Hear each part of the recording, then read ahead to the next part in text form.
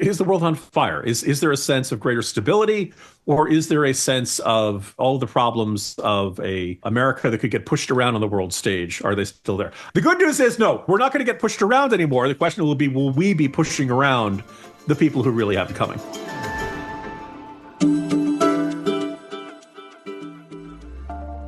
Hi again, everybody. Welcome back to The Narrative. Mike Andrews, Aaron Baer joining you today. And Aaron, we need to just level set with our listeners. We're okay right now, but our building is under construction. And we are sort of demoted into a broom closet, ostensibly. I think our listeners would be impressed with how many people we can fit inside this room, given the size of it. Exactly. However, I do need to just say, over the next few weeks, months, there are going to be construction noises that we can't edit out of the podcast. Anything about it. It's happening. And you're just going to be along for the ride with us. Yep. Hearing Ruth Edmonds, whose office is like her desk is like behind 3 inches of drywall here.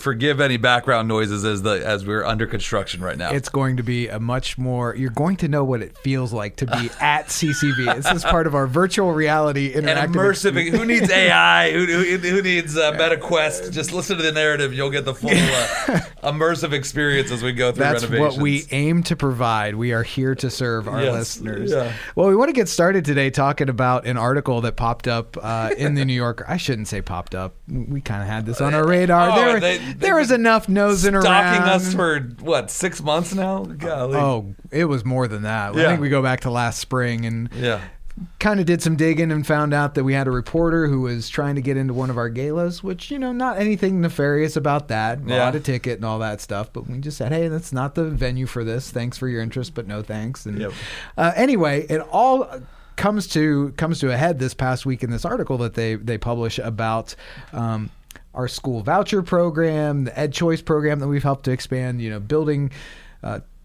schools and churches and that whole movement. And they make it sound like this really, again, a nefarious plot. And I just have to share too, in our comms chat, Ryan sends this article around with no context whatsoever. He's like, this is actually a pretty good article. and I said, Ryan, that this is a hit piece. He's like, it is? Right. Exactly. I actually thought they did a pretty good job of talking about how successful we've been. So no disrespect to Ryan, but I just say that to kind of highlight how this actually went, depending on what your worldview lenses are as you read this article. Oh yeah. I mean, again, like it's once again the New Yorker. I just want to text the New Yorker that GIF from Mean Girls of, why are you so obsessed with me? Like it was just like 2 years ago they did a piece on us on the abortion issue, and now they're coming. I gotta say, the title actually hit me right at home as a Blues Brothers fan, because the title is "On a Mission from God: Inside the Movement to Redirect Billions of Taxpayer Dollars to Private Religious Schools." And yeah, I mean, again, as every kid my age or who loved Blues Brothers, like seeing Dan Aykroyd with his suit and his Ray-Bans on, saying "We're on a mission from God" was always. We should get some fake Ray-Bans with a CCV logo on a mission from God that. On the side. No, that's really, actually, I really like that. That's fantastic. But these guys, there's so much. I'm sure we'll unpack what's all buried in this thing, because it's like, I don't know, 4,000 to 5,000 words. And it's all about, the thing that cracks me up about is they try to make it sound like it's a secret plot, like this nefarious work we're doing. We've had this conversation so many times. Yeah, and it's on our very public podcast where we talk about how we want to get every kid out of the public schools because they're failing. But the other thing too is that, and this is something we've talked about on the podcast as well, it's not just the New Yorker. This is also ProPublica, which is a George Soros-funded media outlet, and this is what sort of news has become today.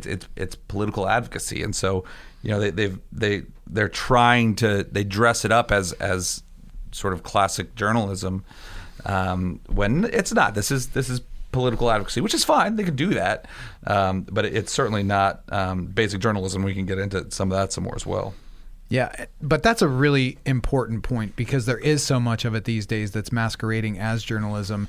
And I think it's led to a lot of the disinformation that we see. I know that it has led to a lot of the disinformation because people cite these sources. Right. No, this was reported here. Exactly. Like, well, the New Yorker did this, yeah. It was not reported without bias is the problem in doing this. This isn't written as an op-ed. This is written as hard fact of deep investigative reporting over the course of months. Right. And the outcome of this article was decided before the writing began. Oh, exactly. We can say that without question. 100%. And you know, again, by all means, I love how much credit they're trying to give CCV, and obviously a lot of credit is due to now Speaker of the House Matt Huffman for the growth of school choice in Ohio, but really of freeing kids from a broken public education system. But what articles like this just continue to miss is, if school choice, if giving kids the opportunity to choose the best school that meets their needs, if it was so unpopular, why does it keep winning election after election after election? Right? If it was so nefarious and so evil and harmful, and what's just glaringly missing from this article is that all of these parents saw what was happening in their public schools and said, "I need out." Mm-hmm. Right? Far more than just in their characterizations, the weird homeschoolers like you and David. I was never homeschooled. I'm a public school kid. Thank you very much. Which is not something to brag about. Exactly right. As am I. But the reality is there's, and I make the weird homeschooler joke because that's what they call us all the time. There are those families. A lot of core CCV families like our family. They're just naturally saying, "Hey, I don't want anything to do with this public education system." But what you're actually starting to see is families that are not wired that way, right? Families that maybe aren't the most sort of biblically committed, or religiously committed as ours, that are saying, "I need out of this system," and they're not asking. Alec and ProPublica, the Alec McGillis, the reporter of this article, never asked that question. Never asked, why is it that families want out of these schools? And that's the big scandal here, right? Is that we throw billions of dollars at this public education system, and the customers, if you will, are so dissatisfied with it that they're just desperate to go someplace else. And there's just no journalistic curiosity on Alec's part here. Right. And there's an idea that somehow you're robbing the schools by taking this money from them, but did they do anything to earn more money in the first place? Right. Like, in what world do you fail and get more resources? Exactly. Like you have to prove you can steward the resources you have first in most any organization or. Well, no, exactly. Yeah. And what's left out of this, and if anyone, no one needs a defender, especially like Matt Huffman. Like he can defend himself all day. He does this stuff really well. But just, I know one of the first things he would say is, you look at Matt Huffman's tenure in the House and the Senate, and the public schools have gotten more money, right? Like their funding to them has gone up. Now, what they've done with that money, when that money gets down to those school districts, is it goes to administrators, and less money is actually, these schools are deciding not to send it to the actual classrooms, to the students. And so first off, right there, again, glaring omission from this article. The other thing too, though, that is just frustratingly missing from this, and we're going to talk about this again and again on the podcast. We've probably talked about it before at some point, but the line that you're seeing right now, just be ready. You're going to see again and again over the next several years, $1 billion has been taken from the public schools. $1 billion has been taken from the public schools. Kind of reminds me of J.D. Vance just did an interview on Fox where he said, just get ready. You're going to hear about family separation. You're going to hear this phrase, family separation, again and again over the next 6 months as the Trump administration works to actually secure the border again. And that's going to be the left's playbook. Well, the left's playbook on this is going to be $1 billion taken from the public education system. Well, let's unpack that number for a moment, right? What they're saying is that when a family decides to send their child to a private school and use Ed Choice, right? That there is either a $6,100 voucher from the state that goes K to 8, $8,400 for 9 to 12. So that money is following that kid to the school district. So first and foremost, one, yes, the school district is no longer getting that money that would go with them. However, that school district doesn't have to educate that kid anymore. So there's first a mission that they're leading out. So they're not getting this $1 billion, but they're also not having the kids that they have to educate. Number two thing that they leave out. That's just state resources that they're not getting. What is that school district still getting, though? Even though they're not getting the kid, they're getting the local property tax dollars from that kid, because the property tax dollars that school districts get are calculated based off the number of children in that city. So even if the kid is choosing to go to a private school, those local property taxes, which in some cases are thousands of dollars, are still going to that local public school. So they're getting money that they're not, for a kid that they're not educating. And the same thing is true with federal dollars, right? So they're getting federal dollars and local dollars for that child's education, but they're not having to educate them. So that's the first big thing that they leave off. The second big thing that they leave off is that if those kids, in many cases, right, especially considering that a large portion of the kids that use these vouchers come from the inner cities, if those kids were to stay in the public schools, right, if they were to shut down, if they were to repeal Ed Choice right now and push all of these kids into the public schools, the state would be on the hook for probably tens, if not hundreds of millions of dollars more, because the state's allocation for those kids in the public schools is greater in many districts than what the voucher is. So what I mean by that is, Mike, you made the great point, is when public schools fail, they get more money, right? That's the way actually the school funding formula, what's been called Cut Patterson, that Matt Huffman's actually been talking about this quite a bit, how unsustainable it is. And one of the things that's unsustainable about it is that these large inner city school districts, because they're doing so bad, the state has to try to help them out with more financials, right? To help them with more resources. So the reality is, a lot of times that amount of money, especially in the inner city schools, where again, that's where a large portion of the kids who take advantage of Ed Choice are coming from, that portion is greater than the amount of the Ed Choice voucher, right? So maybe it's $10,000 that the state is having to send to that school district. Well, now the state's actually saving money because now it's only $8,400 for 9 to 12 that they're getting. And that's why Ed Choice actually saves the state money.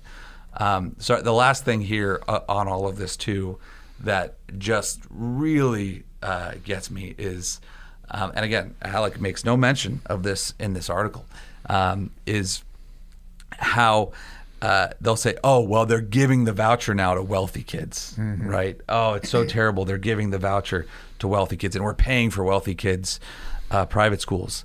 Again, let me reiterate. If these quote-unquote wealthy kids were going to public schools, they would be costing taxpayers more, right? We have no problem paying for rich kids to go to public schools and cost taxpayers way more money than we do having these rich kids, quote-unquote rich kids, getting vouchers to go to private schools. Again, this is saving taxpayer money and is a good deal for everyone.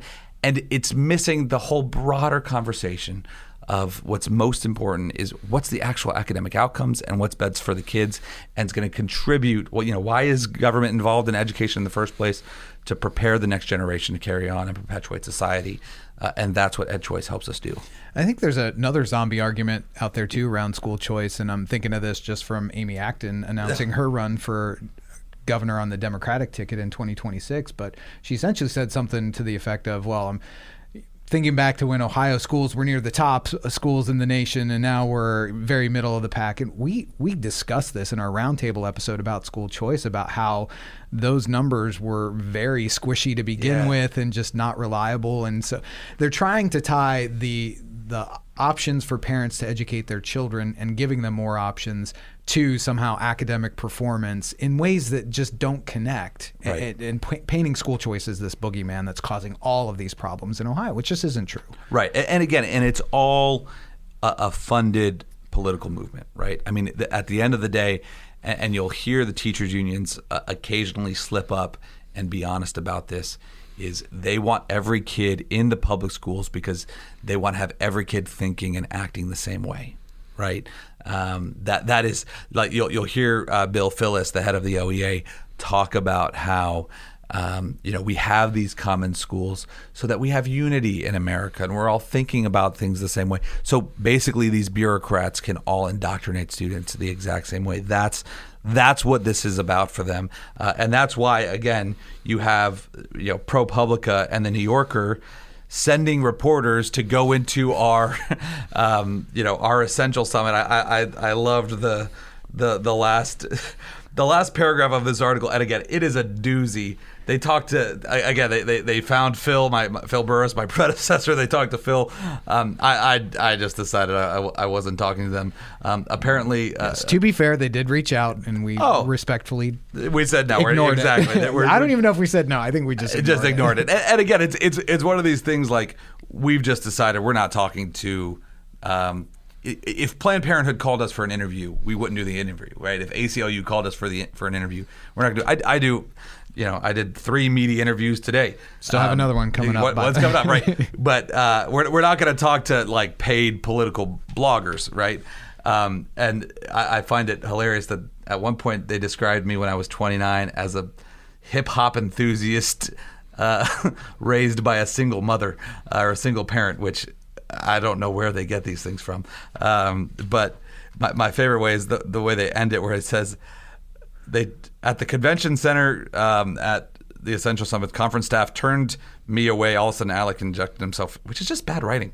He just injected himself into the article, even though I had paid to register. He mentions that he forgets to mention that we refunded his ticket. I hung around and let him know in advance. I hung around as attendees emerged from the morning session, their tote bags filled with brochures for Christian schools, investing advice, and health coverage. Many of the event's discussions were aimed at religious schools that were now supported with public funds. But as I was about to approach Kevin Roberts, the head of Heritage Foundation, security guards blocked the path and told me to leave.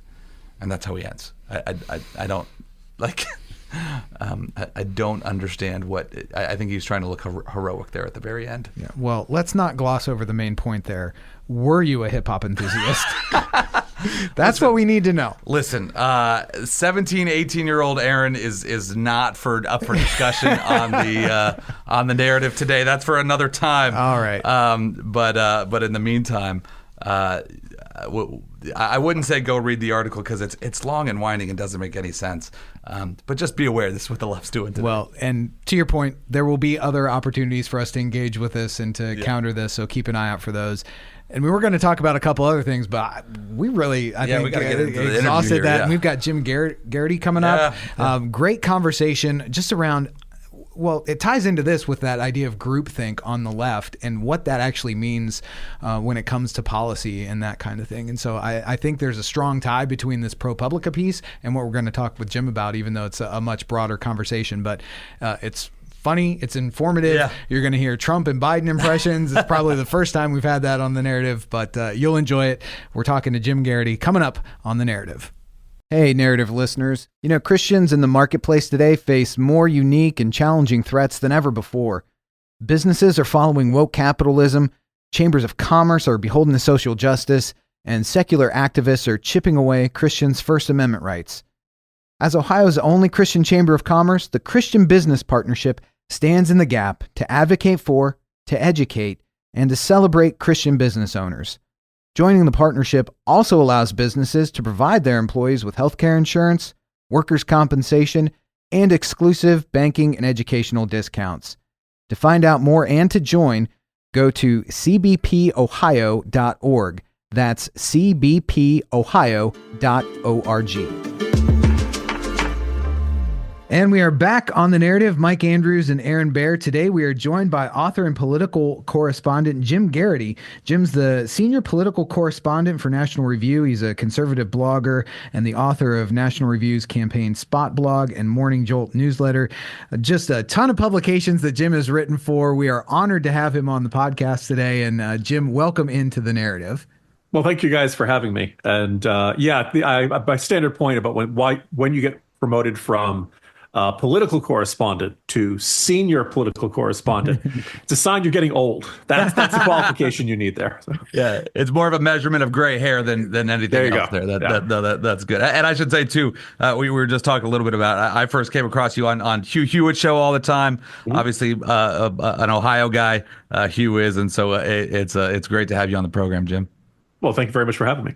Yeah, and we reached out based on an article you wrote recently about Justin Trudeau and wanted to talk to you about it, not so much from the standpoint of that deep dive into the Canadian political landscape. You know, we don't talk international politics much here in our Ohio-based show, but you drew some interesting parallels between Trudeau in Canada, what we're seeing in the United States, and wanted to have that conversation. But I think if we could just start, could you kind of outline just in general who is Justin Trudeau and what has been going on with him in the Canadian government here over the last couple of weeks? Sure. He's been head of state for 9 years now.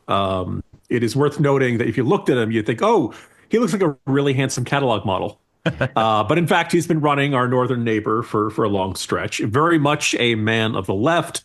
And because it's a parliamentary system over there, they don't necessarily have set election schedules. You get elected, you have a majority in parliament, or you're the largest party in parliament, and you get to run the executive branch.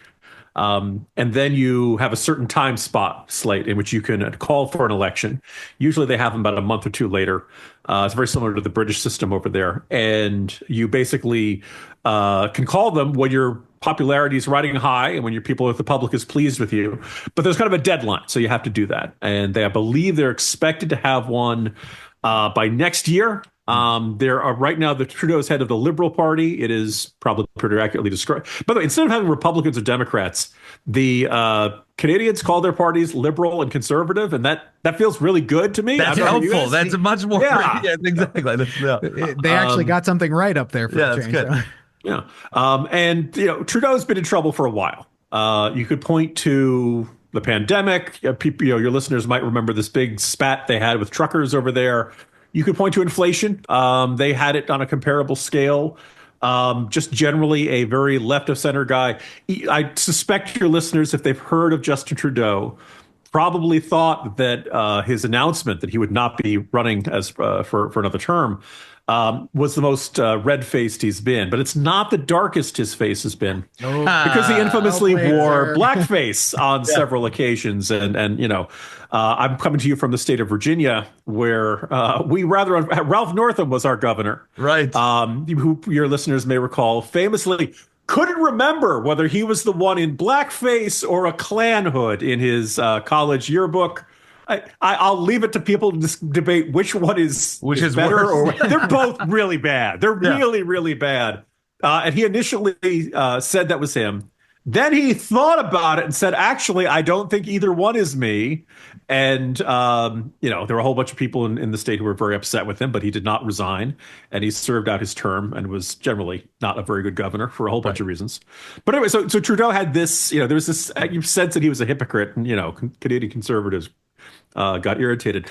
In the Morning Jolt newsletter, the way I tried to summarize it for an American audience was, you see, Canada had this long stretch of inflation and a lot of economic pessimism, rising crime, lax and unpopular enforcement of immigration restrictions.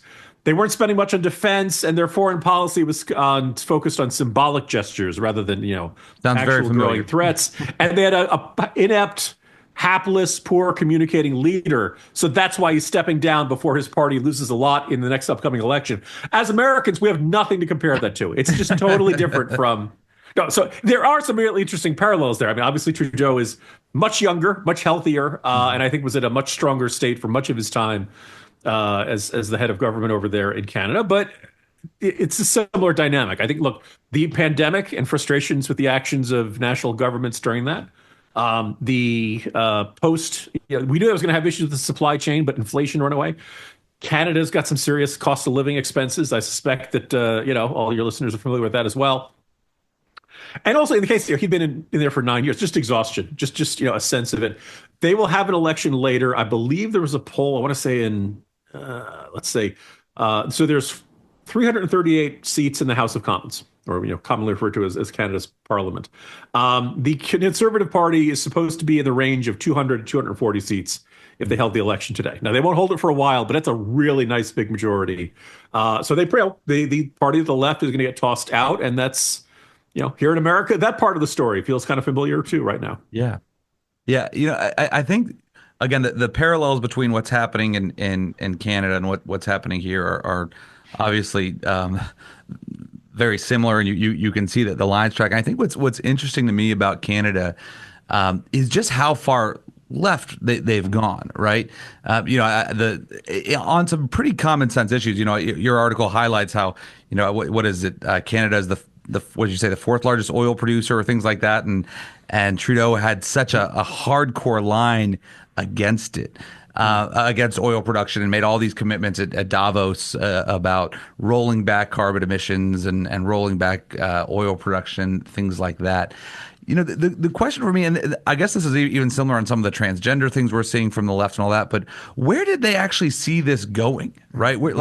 In the modern American left, and apparently the Canadian left, these positions seem so nonsensical and so harmful.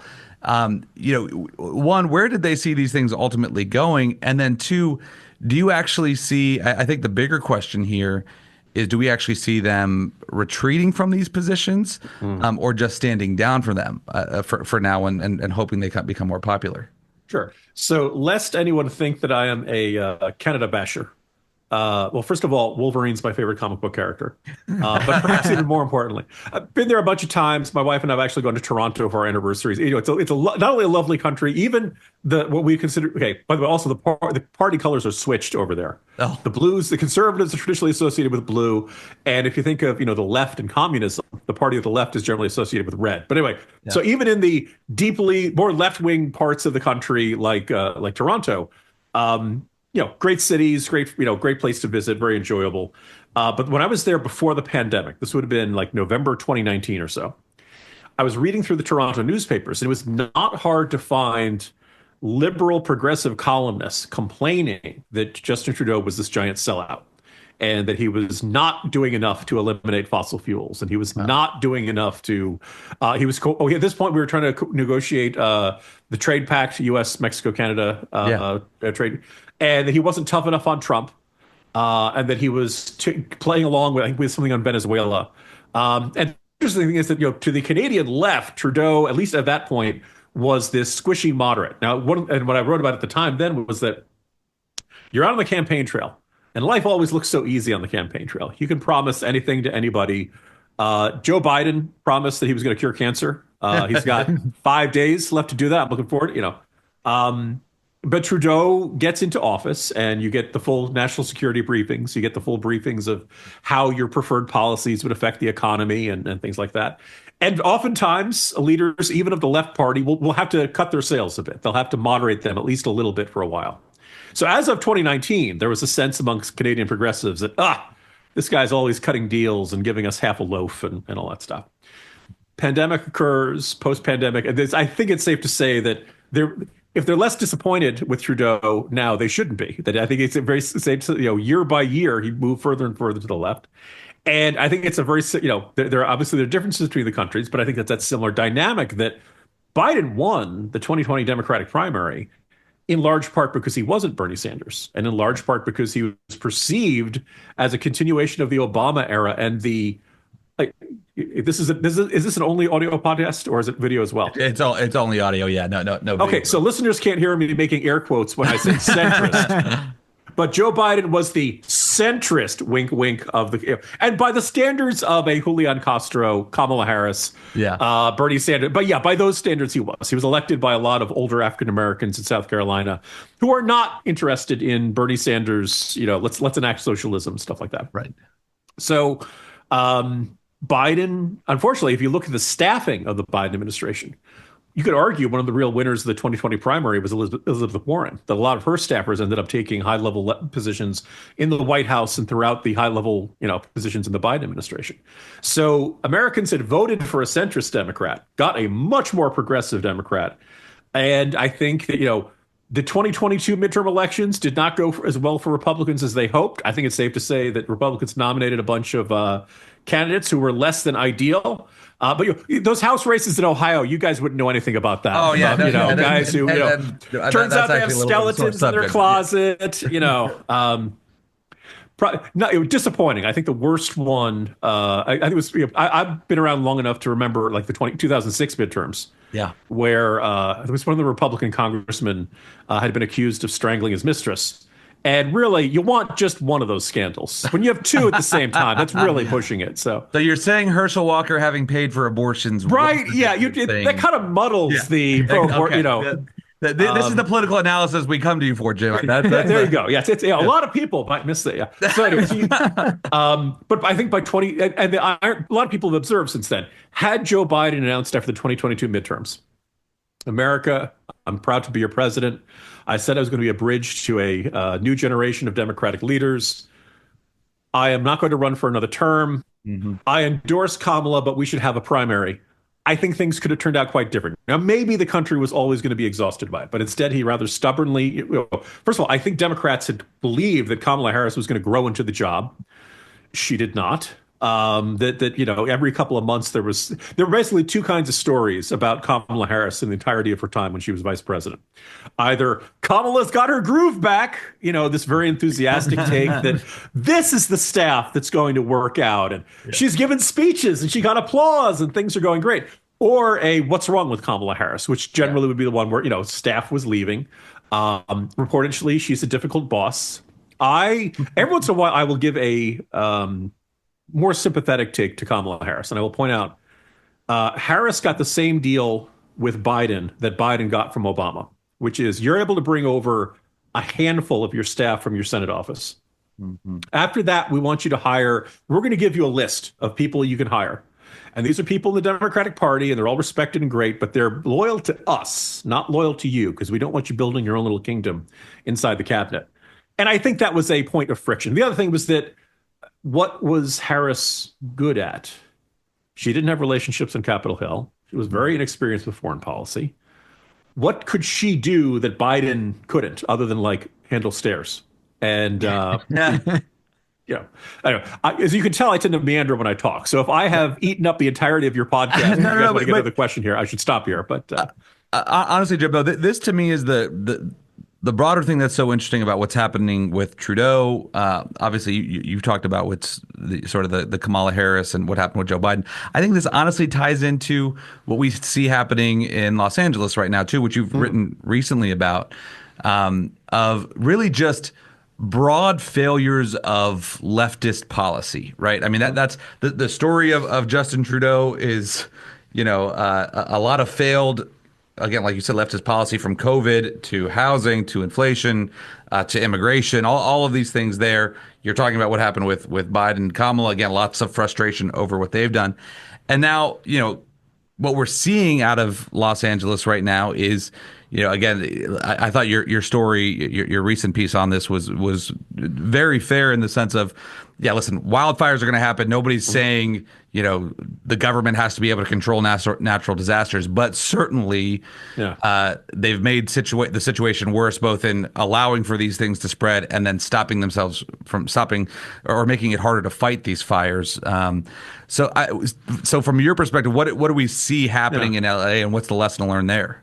Actually, I'm going to backtrack a bit and just kind of try to tie all this together, because I think what you see in Karen Bass, the utterly failed mayor of Los Angeles, and for that matter, California Governor Gavin Newsom, who always looks like he's about to announce that he's finally going to destroy RoboCop once and for all, and Joe Biden and Kamala Harris and Justin Trudeau, there is kind of this theme of very poor performance, overhyped, underdeveloped sense there.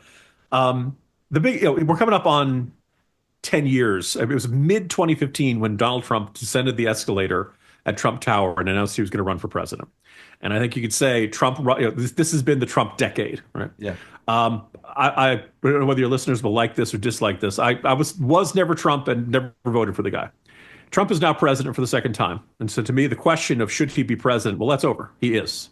So now as a right of center guy, my job is to kind of say, good job, Mr. President, when he does stuff that I like. And he does. I think some of his cabinet picks have been great. There was a bunch of stuff in the first term that I liked.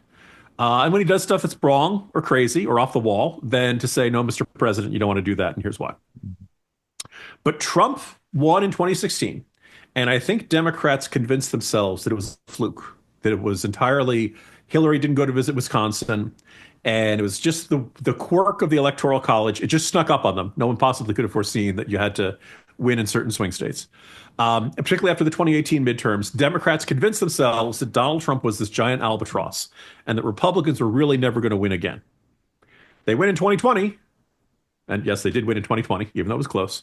And they convinced themselves, all right, so we are on easy street. And during this whole thing, if your opponent is constantly stepping on rakes and always creating problems for himself and always going out and saying the most controversial thing in the world, but I think it's awesome, I think it's the best, all that kind of stuff, then you don't have to be that good. You just have to be the alternative. And Democrats convinced themselves that they didn't need to be good.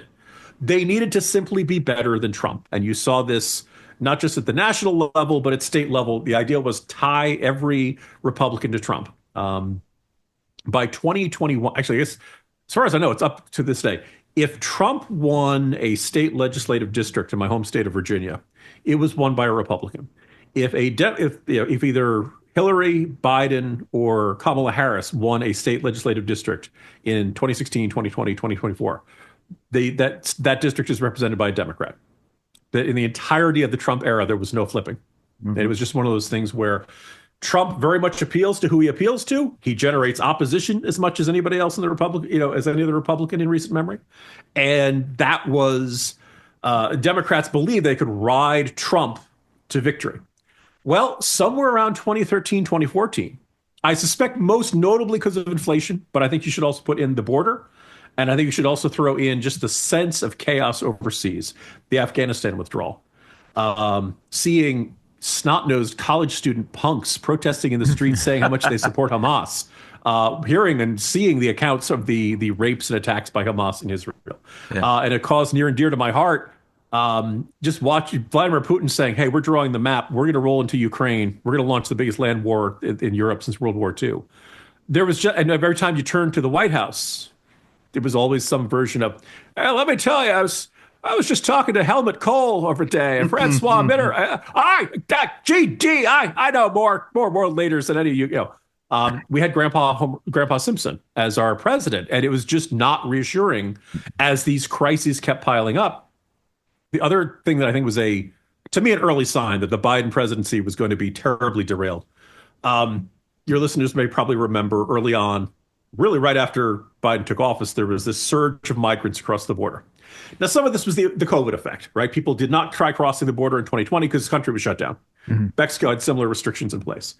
2021, January, we start rolling out the vaccines. The COVID pandemic is starting to die down. But also people in Mexico and Central America are like, all right, Trump's out of office.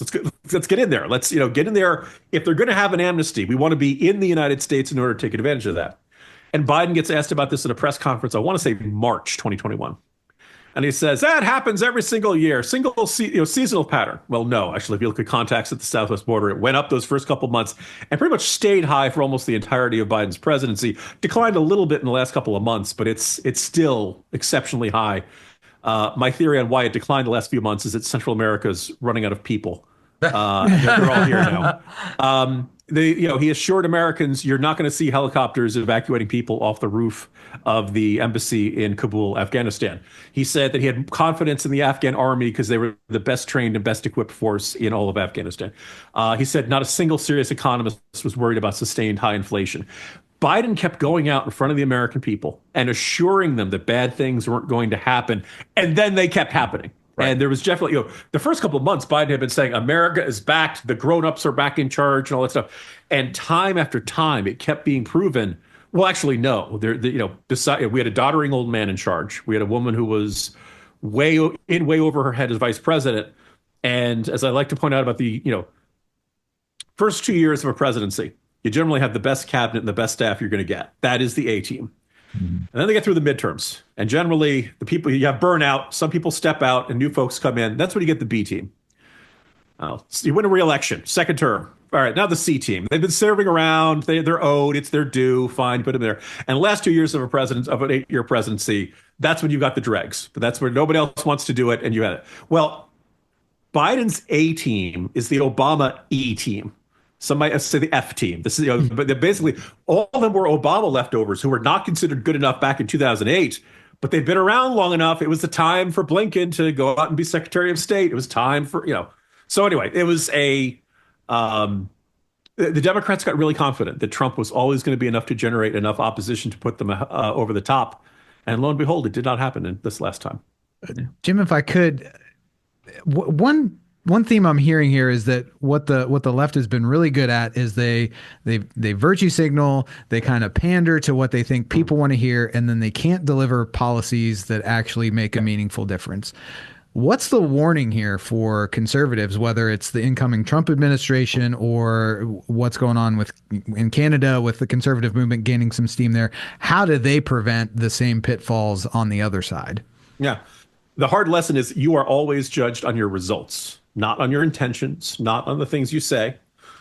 Flowery oratory like Barack Obama excelled at, or Bill Clinton and that retail politics, that can help, but that can mitigate it a bit. But in the end, inflation is a presidency killer. And I think so for Trump, by the midterms, we should be seeing much greater immigration enforcement, and we should see a much more secure border. And if that doesn't happen, there's going to be you usually have a backlash in the midterm elections against it. But that would be a heavy, fuel of that. Inflation is significantly lower than it was, but when people complain about inflation, I think what they really mean is cost of living. So the government can say consumer price index is only in the 2 to 3% range, comparing prices today to prices a year ago. Great, but everybody's sense of normal is the pre-pandemic prices from like 2019. And so the question is going to be, can you create a sense that, okay, inflation has remained low enough that everything is not affordable? I know, but you guys, I don't do the main grocery shopping in my house. We have 2 teenagers. Thank you for your prayers. And so they eat a lot. I do the second run of the week.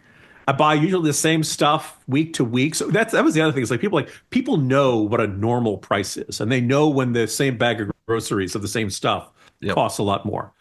The other lesson is once you start inflation, it's almost impossible to reverse, and deflation has its own problems.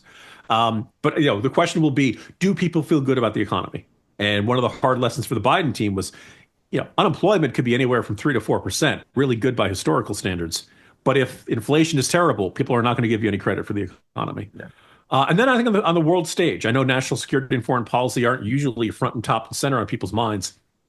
As we were recording, there's talk of a ceasefire between Israel and Hamas. Yeah, I saw that today. Yeah, this broke just before we started recording. So people listening to this are like, "Oh, that blew up after a few hours. Why is Jim talking about it?" Because as of this minute, it has not fallen apart. So but I think there'll just be a sense of is the world on fire? Is there a sense of greater stability, or is there a sense of all the problems of a America that could get pushed around on the world stage? Are they still there? I think it's safe to say Trump will definitely carry himself in a very different way. And or we might be invading Greenland, and or we might be, taking over Panama Canal. Like the good news is, no, we're not going to get pushed around anymore. The question will be, will we be pushing around the people who really have it coming? So I want to ask, the Trudeau stuff. I want to just real quick pivot back to LA just for a moment, because the Trudeau stuff. You asked me about that. I totally forgot about it. So that's, welcome to my interviews. But it leads up to all of this, because the Trudeau news genuinely shocked me. Right, I thought Canada was a lost cause. Right, I think like every other conservative in America, I was fanboying on the Pierre Poilievre apple eating video and all this stuff. Like, oh, that's really cool. But is that why you've been eating so many apples? Exactly. It just makes everything sound so much more convincing when you're just eating an apple and acting nonchalant. But honestly, I remember when I first saw his videos and his speeches, it was one of those things like, there's no way this guy's ever going to win. Like he's too conservative, right? And then to see Trudeau actually step down felt genuinely surprising, like a big shift. I guess my question in LA is California, and I know you're in Virginia, but is California and Los Angeles, is there hope for places like this? Because in my mind, these places have all been written off, and by all means, nobody deserves what happens in California, full stop. But you look in cities like Columbus, where we have high crime, and we've had high crime for forever, and the voters keep electing the same people, right? Yeah. In places like LA, is this an actual opportunity for people to check, or do you think this is just going to continue? Is what we see happening in Canada, is that going to be a sweep, or something that's going to be sort of infectious in the States? What's your view of that, especially as it relates to Los Angeles and California? Yeah. Well, regarding Canada, just to get that out of the way, like that polling number certainly looks like a gargantuan lead for the Conservatives, well more than half the seats in the parliament, and so they'd be fine. That Polar Bear video, man, you want to talk about a guy who's unflappable. Yeah. He struck me as the kind of guy who has a resting heart rate of like 6. And, like he takes Quaaludes to wake up. This guy is just really a chill cat, if there ever was. In California, it's been fascinating because you listen to people out there and they say people who are really apolitical. And I should point out, people who go to Los Angeles generally don't go there because they're fascinated by politics. Right. They go there because Hollywood. They want to be stars. They lovely weather. Look, for a long time, I've been since the fire started, I've been playing Randy Newman's "I Love L.A."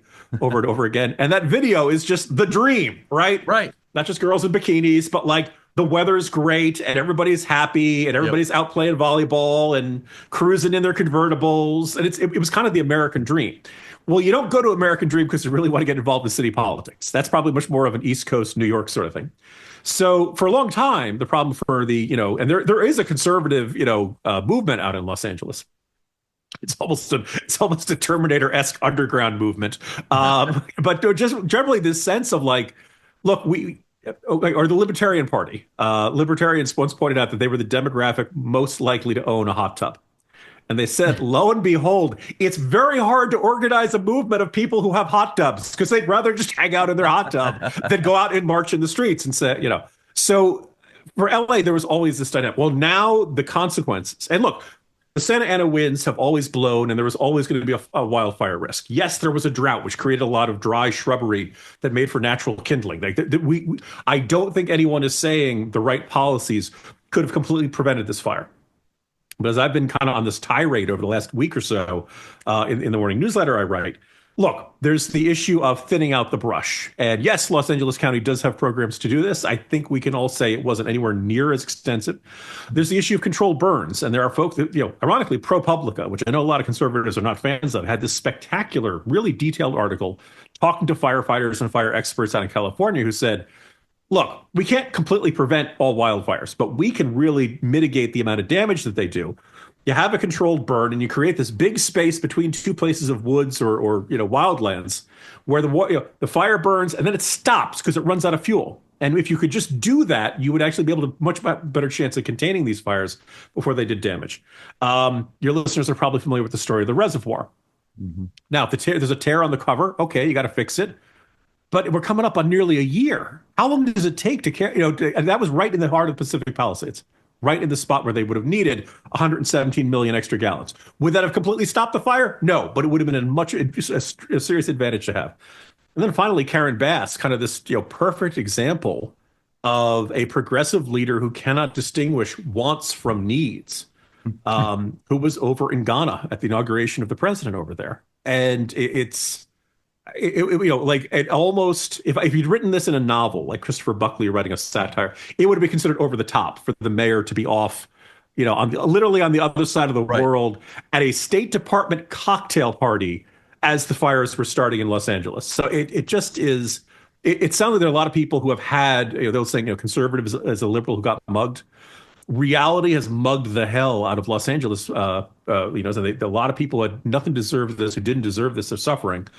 And Rick Caruso, who ran last time against Karen Bass and did much better than I should point out, Rick Caruso was on the Reagan Library board for a couple of years. We can take a guess as to his worldview and his partisan, his usual partisan affiliation. But like 10 minutes before he decided to run for mayor, I'm a Democrat now. So he's been a Democrat for 20 minutes. You look at the views on crime and homelessness. He indisputably is much more right. He's conservative by Los Angeles standards. Let's just put it that way. Right. And he is a developer. He's a billionaire. He's a little Trumpy in that way. But he, ran on a more right of center view towards crime and homelessness.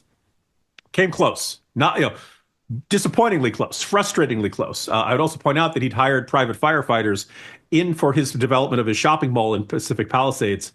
And apparently, for like a huge stretch, that's the only building that's still standing, because he took the time and money to protect it in a way that the city could not. So you could not have a starker contrast. The big question is, does Rick Caruso want to run for mayor, or does he want to run for governor? Conceivably against Kamala Harris, by the way. Oh, wow. She hasn't lived in the state in 4 years, and she's been pretty darn quiet since these fires started. But hey, it's her consolation prize. Is this, just from a practical standpoint, I think, Gavin Newsom has sort of been positioning himself as what's next for the Democratic Party. No one's ever out, right? But what does this mean for Gavin Newsom long term, do you think? I would like to think that it would drive a stake into the heart of the Gavin Newsom presidential buzz. I've written a couple profiles of him over the years. He was not great as mayor of San Francisco. He failed up. I never understood how he went from, Isn't that just California politics in general is just failing up? First of all, it helps if the Getty family, but how did Getty make their money again? Oil? Okay, just checking. That basically when you have this billionaire who's been backing you, because, Newsom's an entrepreneur. Again, listeners, I'm making air quotes. I know you can't see this. What he means is that the Getty family has financed his things. Became mayor of San Francisco, promised he was going to eliminate homelessness in 10 years. 10 years later, homelessness is worse in San Francisco than ever before. Was lieutenant governor for a term. I believe the Los Angeles Times had my favorite endorsement of a politician ever when they said, well, the lieutenant governor doesn't do much, but we think Gavin Newsom is the right guy for the job. Damning with faint praise. But so Newsom has always been this, virtue signaling, progressive. The other thing which is really weird is that, so in a party that loves diversity, he's a straight white male, right? Kind of allegedly a womanizer, slept with his chief of staff's wife, broke up their marriage, had a girlfriend half his age when he was in his late 30s. She couldn't drink, right? That, it's somehow he comes through Me Too utterly unscathed. He is this guy where you're kind of like, Coyote and the Roadrunner is the right metaphor, or something where a guy who just should not, he should not be governor, and he should not be the kind of guy Democrats are talking about as president of the United States, because he's really bad at this governing thing. But he doesn't have a blackface photo, so at least he's over that line. At least, that we know of. That we know of, right? Yeah. Apparently, this was the hot thing for a bunch of years there. So if the hair gel starts to oil down, he might get it. Well, that's the other. He looks like every '90s movie villain, right? I mean, Christian Bale in American Psycho would say, "Whoa, that's a bit much." All right, that's well, Jim, this has been very educational and informative. Before we let you go, where can our listeners follow your work? Okay, so at National Review, I write the Morning Jolt newsletter every weekday morning. I also contribute to the Corner there. I'm a contributing columnist at the Washington Post. I'll pause for the boos from certain folks, but no, they've been making a real effort to put more voices on their op-ed page, and I really appreciate that. I'm on Twitter, or X, as Elon insists upon calling it, at Jim Geraghty. And I'm on TV every now and then. Usually it means somebody else was sick. Well, Jim Geraghty, thanks so much for joining us today. Wish you all the best and appreciate your time here on The Narrative. Thank you for tuning in to this episode of The Narrative, presented by CCV and produced by Wessler Media. If you found today's episode insightful, leave us a review or rating and subscribe anywhere you get your podcasts. We're your hosts, Mike Andrews, Aaron Baer, and David Mahan, and we'll see you next time on The Narrative.